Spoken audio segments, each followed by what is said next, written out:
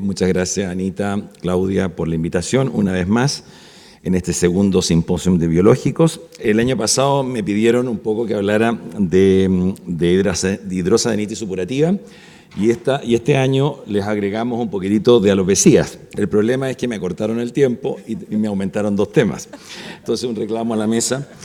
Pero con mucho gusto compartir un poquito la experiencia. Hay pocas cosas y gracias a Marcelo porque me adelantó muchas cosas de las JAK quinasas que vamos a tocar también en la alopecia. Mis conflictos de intereses los muestro ahí. He participado como muchos colegas dermatólogos en investigaciones y también como speaker. ¿Qué vamos a hablar hoy día? Vamos a tratar de hacerlo lo más resumido posible por el tiempo. La idea es hablar sobre diagnóstico y comorbilidad por el impacto grande de estas enfermedades en, ¿cierto?, la economía global del ser humano, la calidad de vida, que ciertamente todos conocemos, los que nos ha tocado atender hidrosadenitis supurativa y alopecias totales y universales, tienen un impacto realmente severo y por eso que nadie las quiere hoy día y nos mandan a los que nos dedicamos un poquitito más al tema. Un poco de inmunopatogenia para entender un poco los usos de los biológicos en estas 2 enfermedades. Para los que no están habituados a ver enfermos con hidrosadenitis supurativa, contarles un poquitito, ¿cierto?, que este tremendo, digamos, margen de enfermedades que pudieran partir desde un nódulo pequeño hacia desde un nódulo pequeño hacia lesiones que comprometen fundamentalmente los pliegues, zonas axilares, genitales, interglúteas, zonas inframamarias, etcétera, generalmente afecta pliegues que parten desde unas lesiones aisladas hasta múltiples lesiones combinando nódulos, quistes, fístulas, túneles, abscesos, cicatrices, lo que determina a mediano y largo plazo un proceso realmente dramático. Y ustedes ven en el gráfico, fundamentalmente aparece en el grupo tanto hombres como mujeres, sabiendo que es más común en mujeres, pero afecta a adultos jóvenes, obviamente pospubres por la activación hormonal. Y hay ciertos signos que uno tiene que como que predecir. Y esto es un bonito caso que me tocó seguirlo, ya tengo varios años de dermatólogo, pero ahí ven las fechas antiguas de los casos. Piense que un niño que me tocó justamente hacerle porque tenía un pequeño nevus epidérmico, le hice la foto de la axila y tenía solamente un acné muy incipiente, pero muy nodular, muy inflamatorio. Y al poco tiempo, obviamente 5 años después, ya con su acné más consolidado, ya aparece el primer nódulo axilar de una hidrosadenitis, cierto que hoy día en la literatura mundial estamos hablando más de un acné inverso para relacionarlo más con la patología, más que con un problema de las glándulas apocrinas primarias. Por lo tanto, ven las fotos, cómo van las evoluciones, o sea, para que ustedes vean el impacto dramático de la inflamación. Y porque voy a hacer un análisis al final para ver por qué es importante, obviamente, el tratamiento en fases no tan tardías, cuando ya tenemos como dice, tsunami ya en la Tierra. Muy poco, hice un resumen de la fisiopatología por el tiempo. Tenemos la lesión primaria, que es la oclusión del aparato pilosebáceo, folículo pilosebáceo. Posteriormente se rompe esta estructura por la reacción, se produce una severa reacción inmunológica que lleva a un proceso inflamatorio crónico, no se detiene el proceso inflamatorio que lleva a la consiguiente y lo que nosotros habitualmente vemos, los quistes, abscesos, fístulas, túneles, cicatrices, que nos toca ver. Lo importante es que nosotros muchas veces no vemos las lesiones primarias o las subdiagnosticamos y eso es lo que retarda, obviamente, el manejo de la enfermedad en sí. Aquí un poquitito no está aislada esta enfermedad, como todas las enfermedades inflamatorias severas de la piel, tienen su comorbilidad, aparecen, sí que ustedes ven en el esquema, todo lo que está impactando ahí, y les encontré una revisión muy actualizada sobre los factores de riesgo y comorbilidad que existen asociados a hidrosadenitis supurativa, y ahí encontramos, obviamente, con sus niveles de evidencia, ¿cierto?, el cigarrillo, las enfermedades cardiovasculares, el síndrome metabólico y la obesidad fundamentalmente. Por lo tanto, no estamos frente a una enfermedad aislada, sino que tenemos que tener un contexto de un enfermo completo que está con comorbilidad y que si no manejamos toda su comorbilidad, obviamente vamos a tener factores de riesgo importantes. Lo mismo pasa con la psoriasis severa.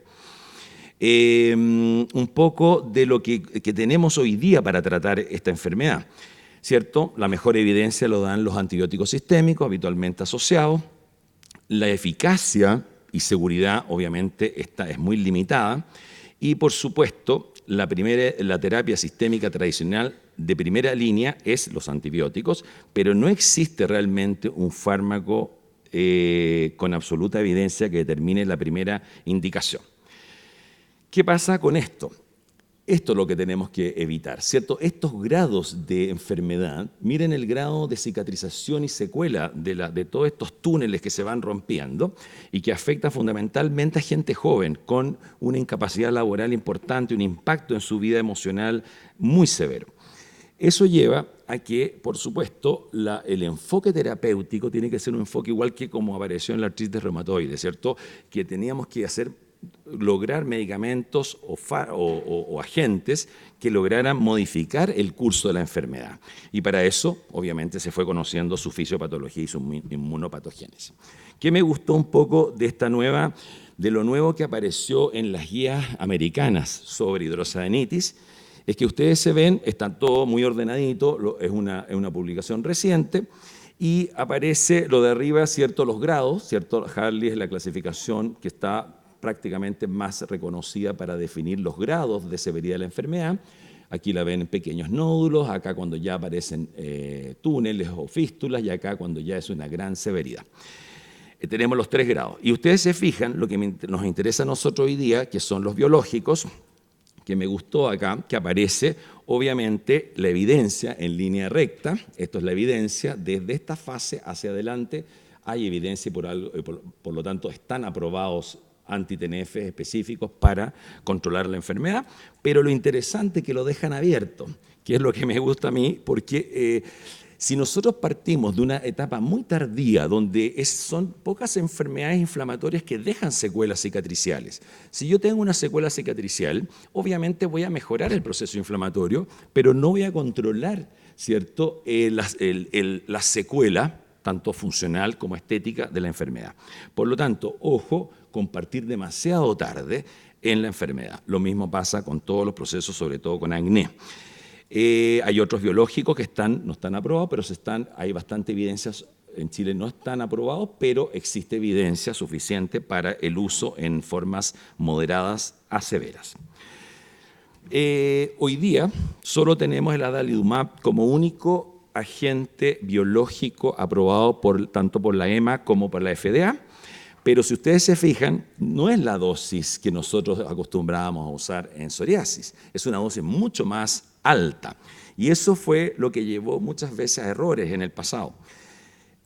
Una carga inicial importante, y se basa fundamentalmente en los estudios pivotales Pioneer 1 y 2, que demostraron una respuesta que tampoco ustedes dirán, oye, pero es 50%.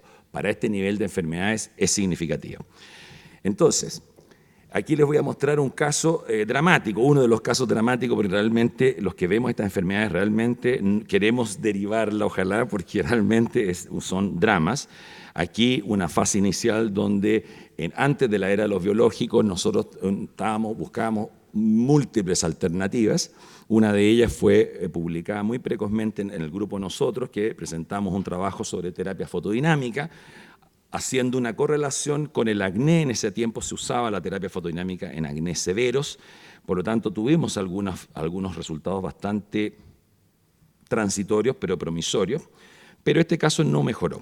Y posteriormente, ya en 2015, partimos con el adalimumab, pero no estaba aprobada la dosis habitual para hidrosadenitis supurativa, por lo tanto era la dosis copia de lo que hablaba Fernando. Traspasamos una indicación hacia otra enfermedad, entendiendo que los procesos inflamatorios son parecidos, pero los resultados, a pesar de que eran bastante buenos, no eran espectaculares. Hoy día sabemos que la dosis carga es mucho más alta.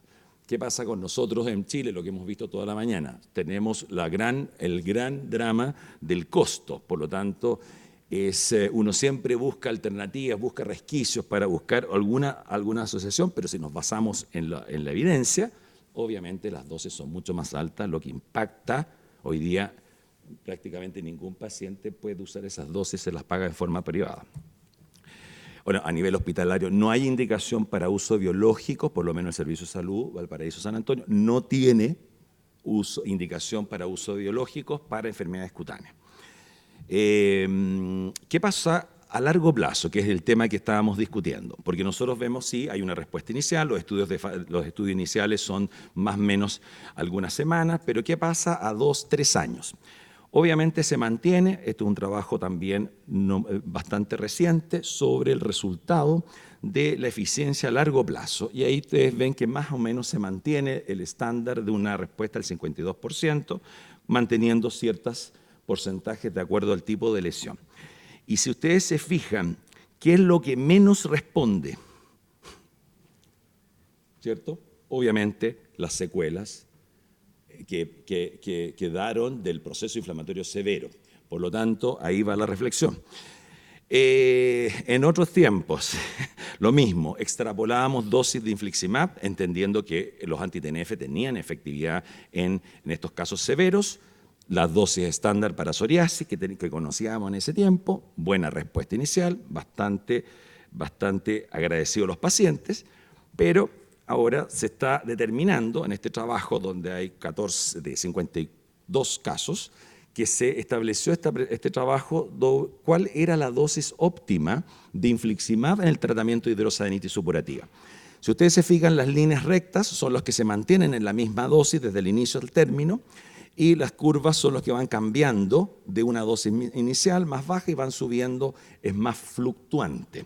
Y hay un porcentaje, obviamente, que se escapa de la norma.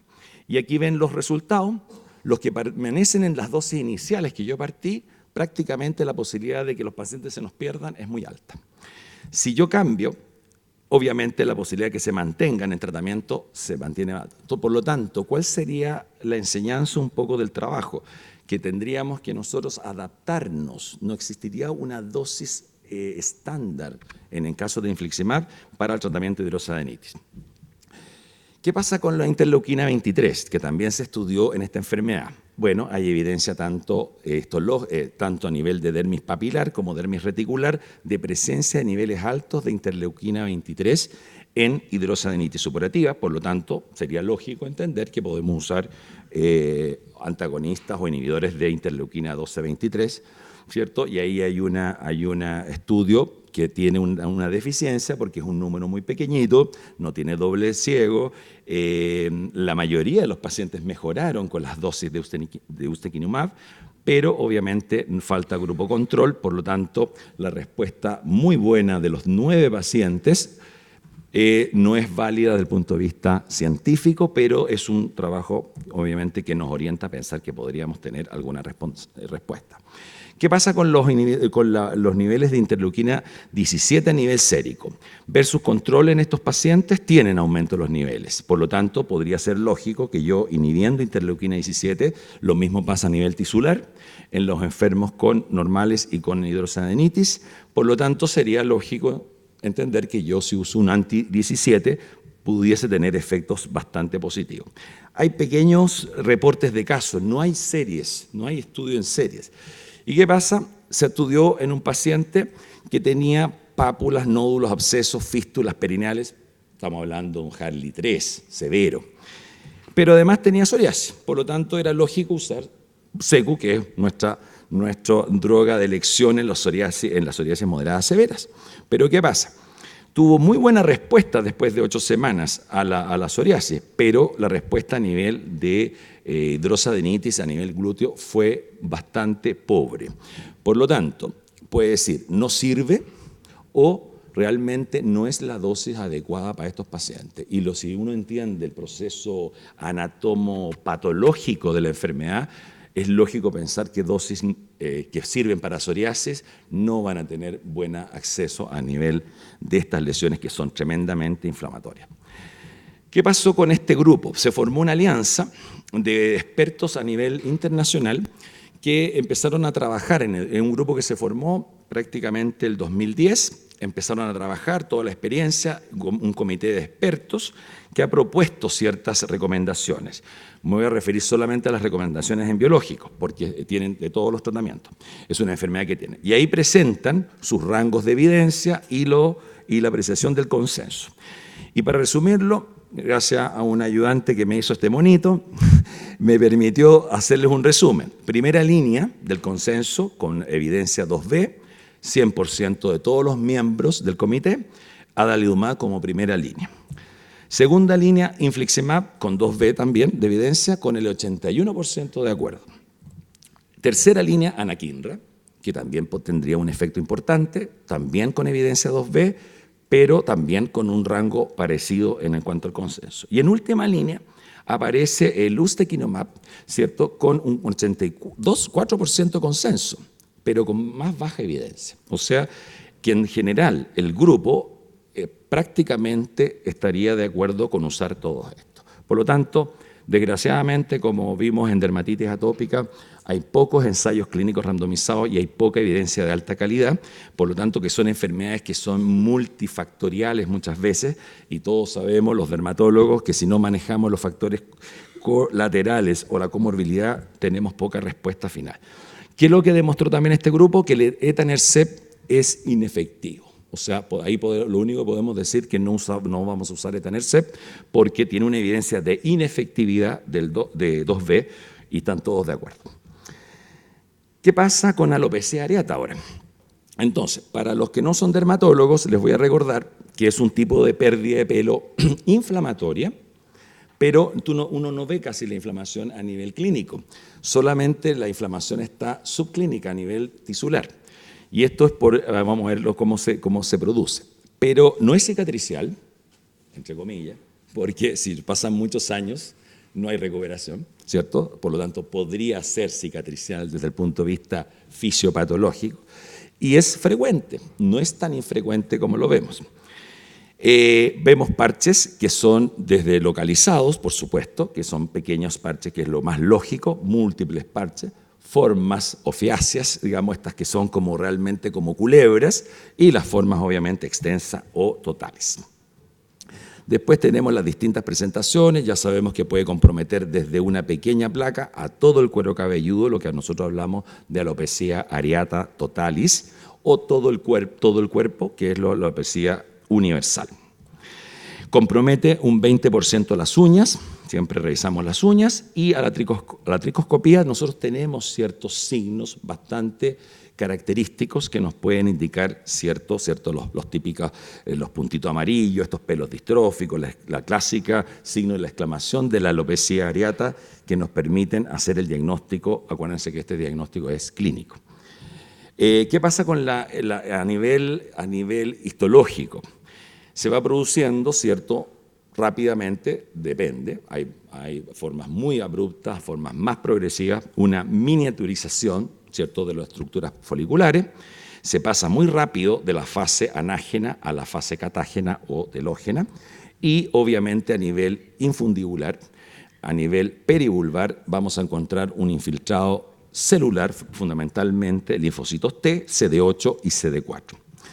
¿Qué pasa en la histología? Ustedes la ven, cómo se ve el infiltrado importante, ¿cierto?, de linfocitos. Y esto nosotros en la práctica prácticamente no se ve. No se ve un proceso inflamatorio intenso, a veces en las primeras fases, pero muchas veces pasa absolutamente desapercibido. ¿Qué pasa con el algoritmo de tratamiento para enfocarnos ya en la terapéutica? Esto es una propuesta, una guía australiana, porque no hay guías actualizadas ni tanto europeas como americanas, pero un poco se basan prácticamente en lo mismo. Los parches únicos de lesiones de mayores de 6 meses con impacto psicológico, se hace tratamiento, fundamentalmente con corticoides. En las formas, cuando ya no responden y son mayores de 12 meses, obviamente se recurre a la inmunoterapia y a la terapia sistémica. El parche único activo lo mismo, las formas múltiples que ya nos están indicando que esto ya no se nos viene mal, obviamente hay que hacer terapia sistémica y por supuesto las formas ofiásicas también su tratamiento. Pero, ¿qué pasa con estas que son tremendamente rápidas, muy rápidas y que llevan a las formas totales y universales, que son las más difíciles de manejo. Aquí el tratamiento habitualmente es combinado y hay que ya estar planteándose una terapia sistémica. Muy cortito, ¿cuál sería la inmunopatogénesis de la alopecia areata? Lo que se puede saber, que existiría obviamente una ruptura de la tolerancia inmunológica de la forma anágena del pelo. Y esto podría estar determinado ya sea por una predisposición genética o por un gatillante de estas células T o una alteración de estas células T reguladoras, lo que llevaría, ¿cierto?, a muchas enfermedades autoinmunes cutáneas, ¿cierto?, pero enfocándonos fundamentalmente en la alopecia areata, fundamentalmente dirigida a través de las células CD8 que atacarían directamente el tejido. Aquí un caso, un case report que apareció, que lo encontré interesante porque era un hombre con psoriasis de 27 años y que además tenía de 27 años de cuando comenzó, y hace 5 años había aparecido una alopecia universalis. Lo encontré interesante porque es la típica historia natural de los psoriáticos con todos los tratamientos. Incluso participó en un estudio de fase 3 con un inhibidor de interleuquina 23 y en general tuvo mala respuesta. ¿Qué pasó? Hubo cambio de adalimumab, en realidad mejoró bastante la psoriasis, pero la alopecia tuvo una respuesta paradójica, empeoró la alopecia areata. ¿Y qué pasó? Confirmada a nivel dermatoscópico y se le cambia a un inhibidor, ¿cierto?, de interleuquina 23, 12-23, el ustekinumab, ¿cierto?, y con una recuperación de pelo, de crecimiento de pelo total. O sea, son casos obviamente anecdóticos, pero son interesantes para poder analizar el futuro. Gracias, doctor Lefimil, porque me adelantó toda la explicación de todo este ambiente, las Janus quinasa, que para nosotros es realmente una tortura, pero son señales de transducción, como lo mencionó muy bien Marcelo. Hizo todo un análisis. Lo importante es, ¿qué pasa en la alopecia areata?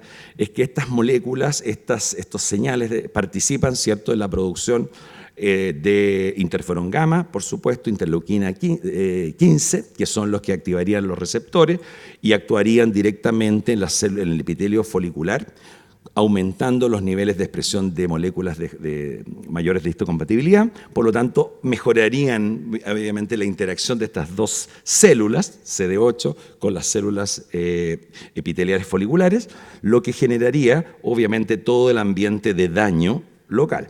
¿Qué pasa con las moléculas? Ahí vemos las pequeñas moléculas, ¿cierto? Estos inhibidores de las JAK, ¿cierto?, que nosotros vimos, el doctor podría decirnos la experiencia en la terapia, ahí la vamos a comentar en la mesa, cuando nosotros hicimos el protocolo de tofacitinib en psoriasis, empezaron a aparecer y salió en la prensa que era una nueva molécula que hacía salir el pelo, no solamente en la alopecia areata, sino que también androgenética.